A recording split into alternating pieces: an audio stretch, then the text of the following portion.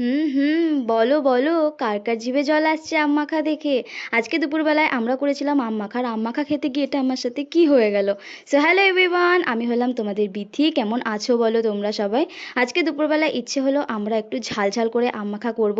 তার জন্য ভাইকে বললাম আম আনতে, আর ও তো লোকের গাছ থেকে এতগুলো আম চুরি করে এনেছে। তো আমগুলোকে ভালো করে ছুঁয়ে বোনকে দিয়েছি গ্রেট করতে, ওর গ্রেট করতে করতে তো নাজেহাল অবস্থা। এদিকে আমি চলে এসেছিলাম লঙ্কা পোড়াতে, আর দেখো কতগুলো লঙ্কা পুড়িয়েছি।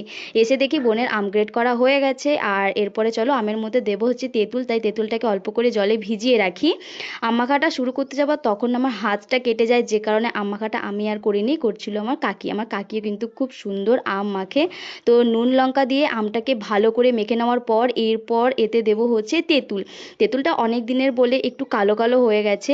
এরপরে এতে দেবো হচ্ছে লেবু পাতা, আর লাস্টে দেবো একটু বেশি করে চিনি দিয়ে সব কিছু একসাথে মেখে নেওয়ার পর কিন্তু আমাদের আম মাখা কিন্তু একদম রেডি।